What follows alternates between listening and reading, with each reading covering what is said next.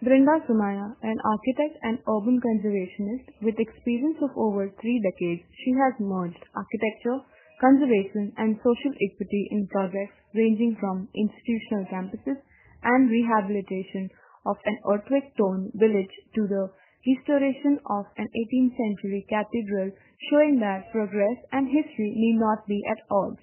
Her philosophy: the architecture's role is that of a guardian. Hers is the conscience of the built and unbuilt environment.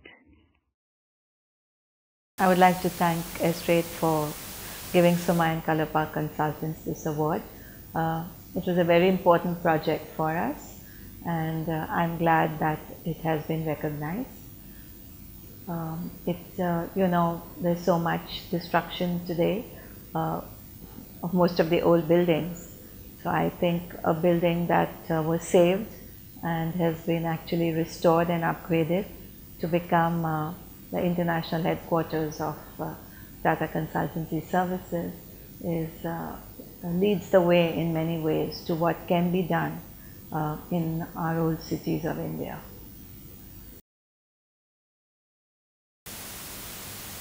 Well, I'm not a pundit, so I don't think I can answer that so easily.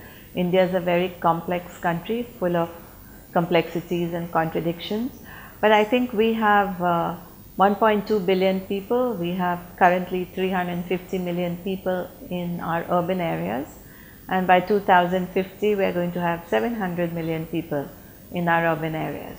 So I think it's obvious that that a huge amount of housing and every type of infrastructure is going to be required in the future.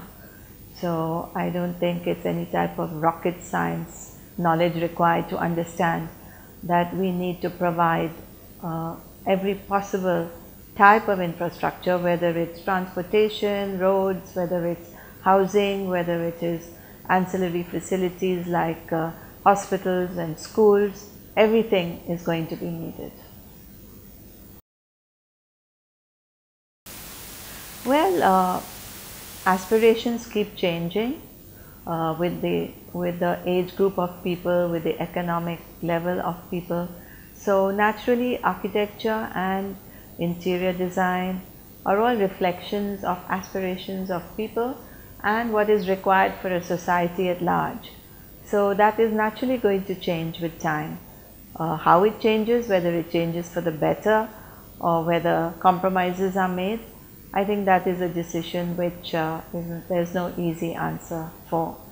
But I hope that we will be able to keep up high standards in whatever we do in our country and not compromise either in terms of aesthetics or in terms of quality of work, quality of construction, etc.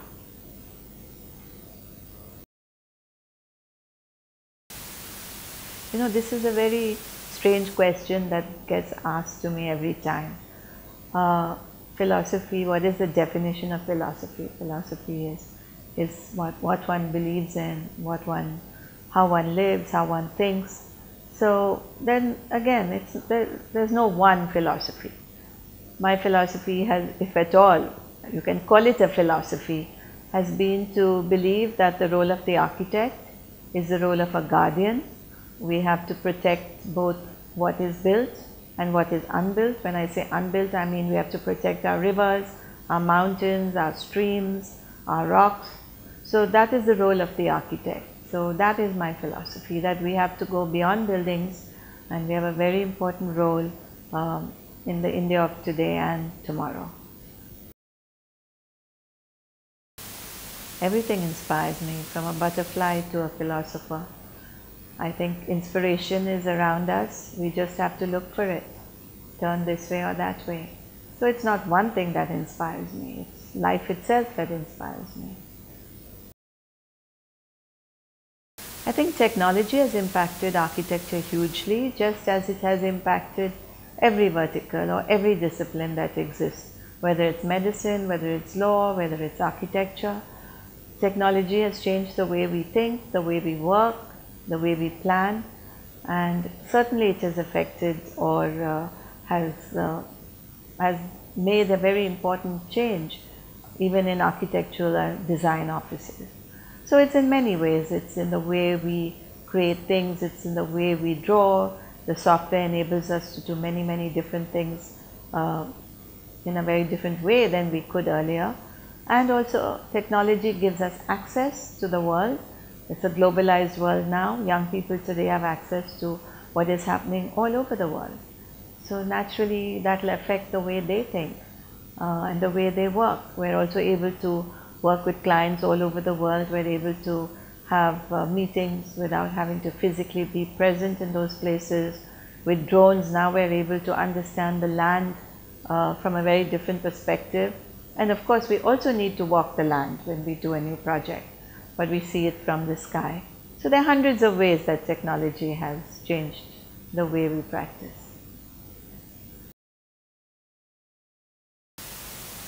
Well, building in a sustainable way has been something right from the beginning of my practice more than 3 decades ago.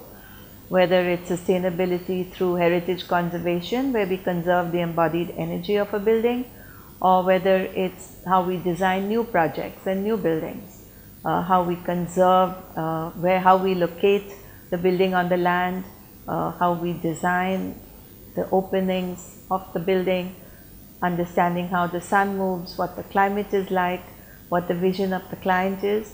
So sustainability is not something new that everybody says, green buildings. It is something that has existed in our ancient Indian culture from time immemorial, and it is something that has always played a very important role in whatever I do.